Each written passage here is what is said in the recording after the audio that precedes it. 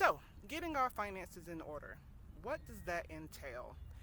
Let me start off by saying that I am not a financial expert. I am not certified in any kind of financial planning.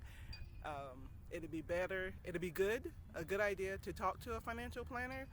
To even there are a whole bunch of financial planning books, budgeting books, and that's what we're going to talk about in particular today is budgeting.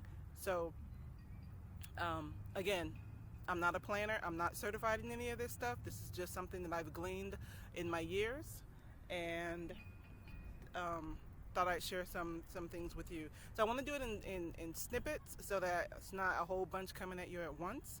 The first thing I want to talk about is what a budget is. What I've learned over the years is that a budget is primarily a plan. It's a plan for your money. What do you want your money to do for you?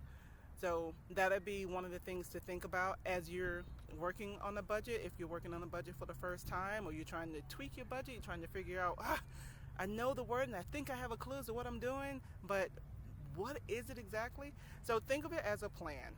You make so much money. What do you want to do with that money? Now, there are things that we have to do with our money. So we gotta either pay rent or mortgage. If we have a car, finally got a car, or trying to keep a car, it's paying the car, paying the insurance, and car repair, those kinds of things. So these are things to think about. These are what you have to do with your money. Then what do you want to do with your money? I want to save. I want to go on a vacation. I want to get braces or something. I want to have, there's a surgery I've been really looking forward to having to augment something or to chisel something or whatever it is. Those are the things that you want to do. How are you going to be able to do that? A budget helps because that's a plan for your money. So what works for me? In this installment, what I'm just going to talk about the beginning part of it. So how I approach a budget is I first see how much I make.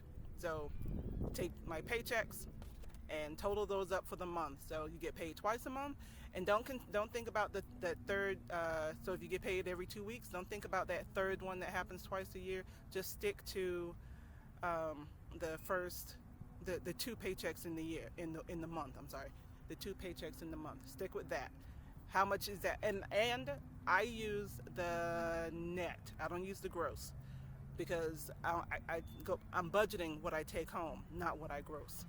So, and then we'll talk about all the other stuff later too. That part with dealing with the gross and all that kind of thing at a later date, maybe. So I figure out how much do I make, how much do I bring home in the month. So it's good to keep your check stubs. If you have it online, you can look it up online. Sometimes they vary. So just go with the last two paychecks. What'd you make? But if you're a tips person, it's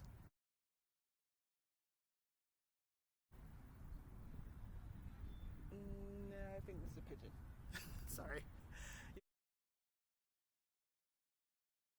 You have to figure out if it's steady, if it's a normal thing, the amount that you make with your tips included, then make that part of your budget. If not, then take that out, and that'll just be something extra to work with later on.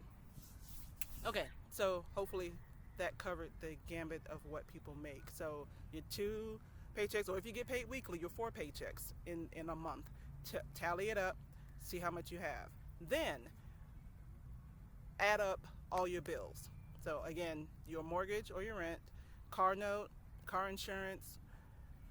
We're not going to worry about car repair just yet. That's going to be later. So what you actually pay on. So if you're paying on student loans, if your electricity, your gas, water bill, if you have that. What else is normally? Let's see. I have insurance. If you have a credit card, the credit card, put down the least amount that you can pay on that credit card.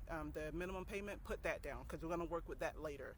So the minimum payments on any credit cards you have, your car insurance, your cell phones, your internet, cable, all that kind of thing. So go through all of that. Right, I'm a pen and paper gal, or you want to use a spreadsheet or something, but put it down so that you can see it. So these are my bills. Once you have all your bills together, what you have to pay on.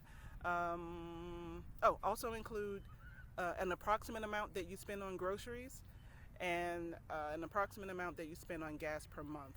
For me, I spend between $300 and $400. For a while, it was $400 a month on groceries and $160 a month on gas. I have a little car, so I could do that. Tally that up, get all that together, and then subtract your bills from your income, and that's what you have left to. We'll call it play money. So once you have that, just, I don't know, circle it, that this is how much I have at the end of the month. Hopefully you'll have a goodly amount, and then also hopefully you'll ask, where is that?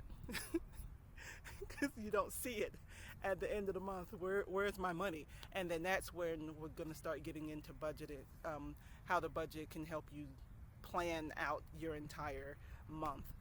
So and we're going to leave it at that. So income minus bills equals what you have left at the end of the month, or what you should have left at the end of the month.